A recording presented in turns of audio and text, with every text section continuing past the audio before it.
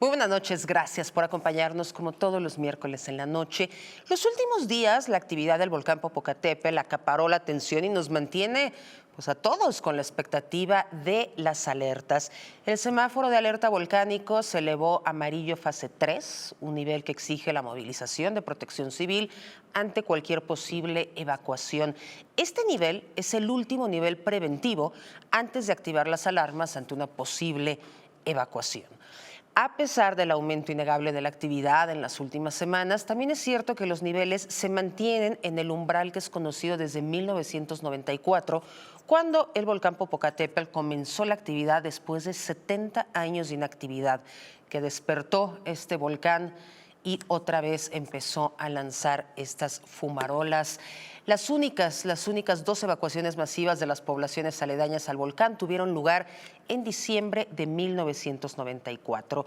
Para hablar de esto y para hablar de los riesgos reales, nos acompaña el doctor Carlos Valdés, investigador del Servicio Sismológico Nacional. Doctor, bienvenido, gracias, buenas noches. ¿Qué tal? Buenas noches, Kimberly. Gracias. Muchísimas gracias por acompañarnos. También nos acompaña Delia Bello Segura, ella es analista del Servicio Sismológico Nacional. Delia, ¿qué tal, buenas Kimberly? noches. Buenas noches. En las últimas horas ha habido un poco menos de actividad del volcán Popocatépetl. ¿Habría que preocuparnos, doctor? No observamos con mucho detenimiento los cambios. En los últimos reportes se hablaba, el que concluyó este día a las 10 de la mañana, que se habían tenido 20 horas de esta actividad fumarólica. Lo podemos ver en los sismogramas, en donde se ve la señal de una emisión muy intensa de ceniza, y ha venido descansando fragmentos de unas cuantas horas, pero vuelve a retomar. En términos generales, estos últimos 6-7 días ha sido una actividad efusiva, mucha ceniza, y el viento es el que decide a quién le toca, al estado de Puebla o a la Ciudad de México, como fue el caso del sábado por la mañana. ¿Habría que preocuparse? No habría que ocuparse. Los que se preocupan un poco son las autoridades, les compete, al haber subido a semáforo en amarillo fase 3, ellos tienen que ir un paso adelante. O sea, ¿qué pasaría si cambiamos al siguiente nivel, que sería rojo? Tendrían que estar listas ya las rutas de evacuación, los señalamientos y los albergues. Muchas de estas cosas se dejaron con la pandemia a un lado, había interés en otras y preocupación por otras cosas, entonces hay que revisar cuáles son potencialmente los lugares para tener albergues, qué requieren estos albergues, pero la población no, la población tiene que estar atenta a las informaciones por parte del gobierno, a las informaciones de los medios de comunicación, para saber qué hacer en el caso de la ceniza. Ya lo hemos visto en todos estos años de actividad, como bien lo dijo, desde aquel 21 de diciembre de 1994, el volcán... Que de repente despertó. Ese día amaneció Puebla con muchísima ceniza, y desde ahí hemos tenido en varias ocasiones caídas de ceniza. Entonces, ser cuidadosos con la ceniza, sobre todo la parte de inhalarla, ¿no? Son partículas muy, muy finas, y algo que no hemos dejado de usar pues son los cubrebocas, ¿no? Esto hay que traerlo a la mano y hay que usarlo, y sobre todo estas, las que llamamos las KN95, son muy buenas para detener partículas muy finas. Eso es súper importante. Entonces sí se recomienda a la población, y sobre todo en las zonas aledañas, que estén cubiertos con los cubrebocas. Es correcto. ¿Con relación a las mascotas?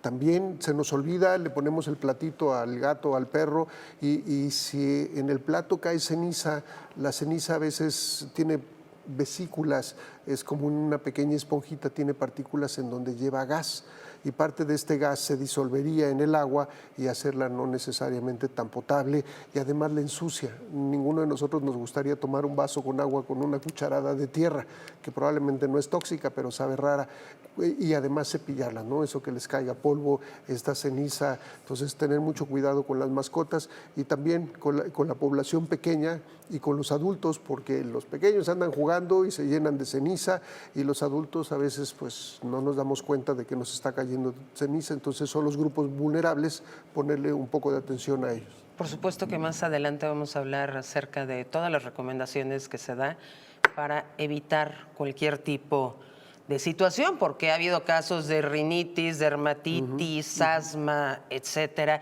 Problemas estomacales. Sí, también cuadros diarreicos muy fuertes. Hoy los estaba reportando el gobernador de Puebla. Delia, en un caso de una eventual erupción, más actividad, ¿esto repercutiría en un sismo? Bueno, de hecho, el volcán ha tenido actividad sísmica desde hace varios años, desde que entró en actividad. Cada día se llegan a reportar entre 1 hasta 3 eventos sísmicos asociados a la actividad volcánica. Se conocen como VT, sismos vulcanotectónicos. Entonces es normal que presente esta actividad, pero sí, claro, tendría ciertas características en caso de que llegara a incrementarse la actividad volcánica. Estaba comentando, doctor, este cambio de amarillo 3, fase 3, a rojo. ¿En cuánto tiempo se da este cambio? O sea, ¿cómo el Sistema Nacional la Secretaría de Gobernación determina es momento de cambiar la alerta? Sí, hay ¿Y cuánto todo- tiempo tenemos para la evacuación? A lo largo de estos 27, 28 años de actividad, en un principio se inició y se hizo el semáforo de alertamiento para tener una serie de parámetros que tendríamos que estar revisando para ver en qué nivel estábamos. Como investigadores, revisamos esos parámetros, pasamos del amarillo fase 2, haciendo un paréntesis, la gente decía, es que no se mueve el semáforo, ¿qué pasa? Siempre estamos en amarillo fase 2, da mucha amplitud, explosiones, ceniza, pero el amarillo fase 3 dice explosiones importantes, emisiones de ceniza cuantiosos y otros parámetros, entonces era recomendable el pasarlo a amarillo fase 3 porque era la que le correspondía. El siguiente nivel es ya rojo, y en rojo implica evacuación. Solo, lo comentaron muy bien, han habido 2 evacuaciones, una en 1994 al inicio de la crisis porque se tenía poca información y poco conocimiento de cómo se podría comportar el volcán, y la otra ya con base en estos parámetros que ocurrió en diciembre del año 2000. En diciembre se fueron observando desde noviembre cambios, se pasó de amarillo fase 2 a fase 3 y el 16 de diciembre del año 2001 del año 2000 subimos a fase roja, que implicaba la evacuación de poblaciones cercanas. ¿Los 12 kilómetros? No, en los 12 kilómetros es el radio de exclusión, ahí no debe de haber nadie. Estas poblaciones colindan con los 12 kilómetros, están a la par de los 12 kilómetros, pero era demasiado cerca, y entonces lo que se sugirió fue la evacuación de poblaciones como son, por citarle algunas, San Nicolás de los Ranchos, Santiago Xalicintla, San Pedro Benito Juárez, estos 3 en el lado de Puebla. Se evacuó el día 18, el volcán tuvo una actividad eruptiva más importante, ya la gente estaba evacuada, y un poco más de un mes después, el 21 de enero del año 2001, tuvo una explosión muy importante, lo cual entonces indicó que la parte del semáforo había funcionado, no hubo víctimas, cayó mucha ceniza, no hubo más daños. Entonces serían las condiciones que requeriríamos ahora que estamos en amarillo fase 3. Si las cosas cambian, da la posibilidad de que se pueda ir uno a un semáforo mayor. Por eso lo que decíamos de las autoridades es importante. Ellos tienen que tener, en este nivel 3, ellos tienen que tener listas las rutas de evacuación. Por eso han estado recorriendo las rutas. Probablemente la gente por eso se preocupa más al ver a las autoridades, al ver vehículos del ejército checando. Siempre decimos, ¿qué pasa? ¿No? Debería de darnos tranquilidad, porque lo están monitoreando. Si me dicen que solo hay ceniza y yo veo este movimiento inusual, y tienen toda la razón, pero lo están haciendo porque es la medida preventiva. Revisan las rutas, tienen que arreglarlas, la señalización, revisar los potenciales albergues, lo que necesitarían, todo esto para estar listos en caso de que nos fuéramos a fase rojo, lo cual no es la situación en la que estamos, y falta una serie de condiciones para que estuviéramos ahí. Vamos a hacer una pausa, pero ya regresamos. Ahí tienen nuestras redes sociales para cualquier duda que tenga.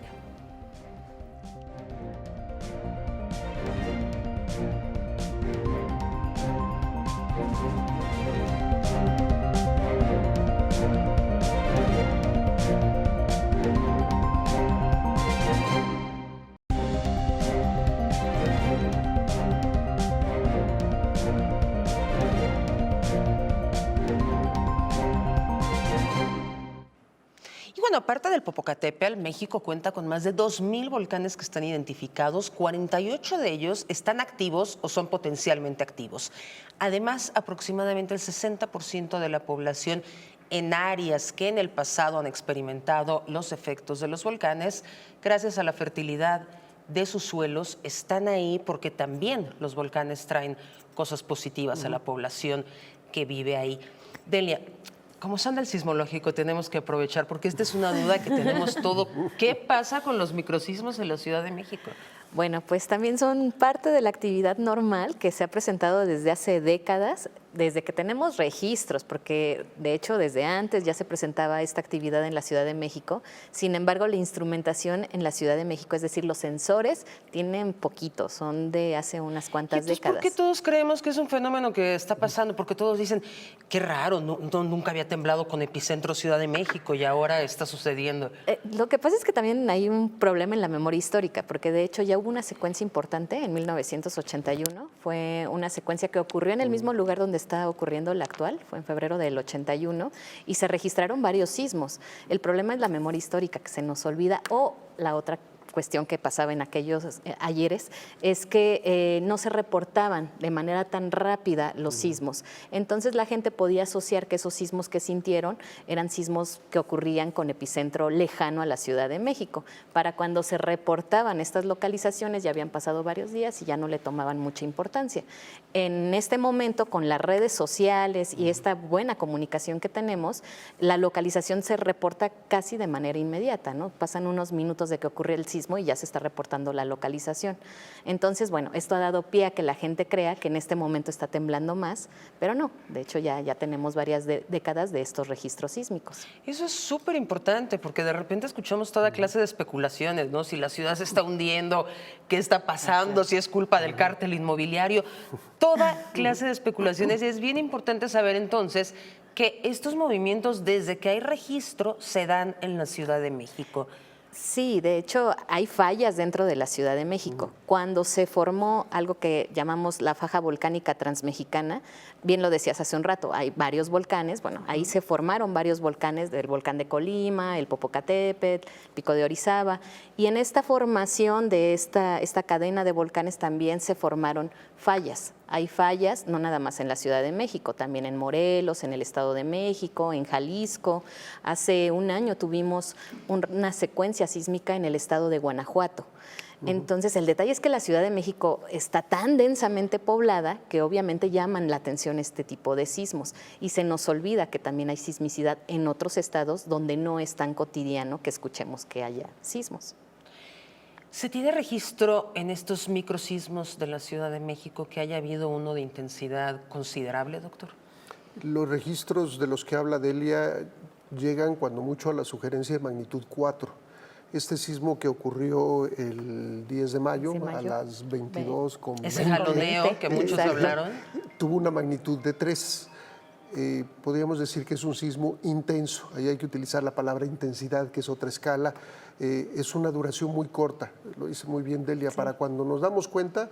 Y antes probablemente la gente decía, yo creo que algo me pasó porque me sentí mal y como nadie más me veía, lo dejaba ahí. Es un mareo. Y ahora no, ahora todo el mundo verifica que sí ocurrió un sismo, pero dura 3 segundos. Entonces, para cuando nos dimos cuenta, ya pasó el sismo y es un movimiento realmente muy fuerte, como si nos patearan la silla, vibra todo y se detiene. Un sismo de magnitud 4 libera o requiere 30 veces más la energía de un sismo de 3. O sea, necesitaríamos 30 sismos de magnitud 3 para igualar. Esto no necesariamente es que fuera 30 veces más intenso, pero podría entonces alargar la duración, que en vez de ser 3 segundos fuera, por ejemplo, 6 segundos esta vibración y lo que reportaron gente, ¿no? Caída de algunos objetos como libros o floreros. Entonces, el mismo sismo nos está diciendo en dónde habría que poner y ocuparnos en arreglar en la casa. Estructuralmente difícil, muy difícil que se dañen las casas por la duración tan corta del sismo. Pero estos objetos que se caen, inclusive pantallas planas que pueden vibrar y que se pueden voltear, pues sería ya una pérdida importante, floreros, libros, objetos que puedan caer, que tengamos, por ejemplo, encima de la cama, ponerle atención a eso. Y seguimos con el tema de los mitos porque eso nos hace tanto daño. Claro. Por ejemplo, en septiembre, que dicen, ¿cómo es posible que cuando están haciendo sus simulacros empieza a temblar? ¿Por qué en septiembre? ¿Existe alguna relación? No, de hecho no. Recordemos que para empezar el calendario lo establecimos nosotros, los humanos. Entonces, estas son coincidencias que han pasado del 19 de septiembre, pero en realidad si nosotros vemos los registros históricos, Hay otros eventos que han coincidido en otros periodos del año y también hasta hace unos años el mes que tenía más actividad sísmica es diciembre, pero no significa que esto va a ser para siempre, ¿no? Seguramente dentro de una década o 2 décadas vamos a ver que hay más sismos en marzo, ¿no? Porque realmente no hay un periodo, no está relacionado con la actividad climática ni la actividad solar. Ni que se nos ocurra hacer simulacros, no le importa eso. No, ni la ley de la atracción, ni Nada nada de este eso. tipo de cosas. Exacto. Doctor, seguimos con el tema un poco complicado de los sismos, las alertas sísmicas, todas estas apps que ya se tienen en el celular para tener estos avisos. Uno de los temas complicados fue en este microsismo de la Ciudad de México que no sonó la alerta sísmica, cuando una semana antes había sonado sin ningún tipo de movimiento por un accidente humano. No suena porque aquí no nos da tiempo, ¿no? Es correcto, el sismo está demasiado cerca y también este sismo del que hablamos de magnitud 3 fue sentido en un área realmente pequeña, pero como dice Delia, densamente poblada. O sea, fueron miles de mexicanas y mexicanos que lo sintieron. Yo me quedé dormido, curiosamente. Afortunadamente. Estaba muy cansado y vivía cerca. Entonces no le da tiempo la alerta y la alerta está diseñada más para sismos arriba de magnitud 5, 5.5. Y eso es algo interesante, porque sí vale la pena reconocerlo. Poquísimos países, pudiera ser Japón y ahora Los Ángeles, tienen una alerta sísmica. México es pionero. Hemos vivido con esta alerta más de 23, 24 años. Es un gran logro. Sí, de repente sonaba y no había sismo, y de repente había sismo y no sonaba. Pero ahora reconozcamos todos que cuando suena, de inmediato ponemos atención y sabemos qué hacer. Eso no lo tiene muchos otros países. Eso es un logro y es algo muy bien hecho en este país. Funciona para sismos grandes, lejanos. Sí. El sismo del 19 de septiembre de 2017 también estaba demasiado cerca para que pudiera ser identificado con prioridad, porque requiere detectarlo, hacer un proceso muy rápido y finalmente abrir las alertas. Entonces no da tiempo para sismos más lejanos hacia la costa. Recordemos ese 7 de septiembre de 2017, el sismo grande de Tehuantepec le dio un aviso a la Ciudad de México de 100 segundos antes de que llegaran las ondas sísmicas.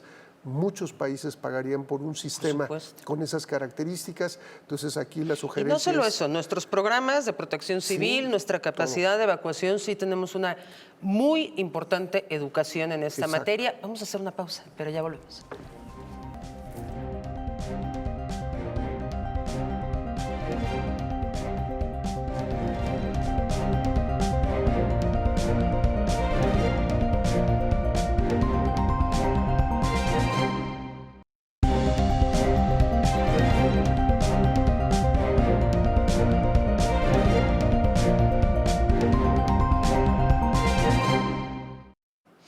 Estamos completamente preparados. Bueno, nunca vamos a estar completamente preparados, pero por ejemplo, en el tema de infraestructura, estas nuevas infraestructuras que se han construido después de aquel sismo devastador del 85, vimos lo que pasó en Turquía, por mucha corrupción inmobiliaria, también por muchos problemas en las construcciones. Nosotros estamos mucho mejor en caso de un sismo fuerte.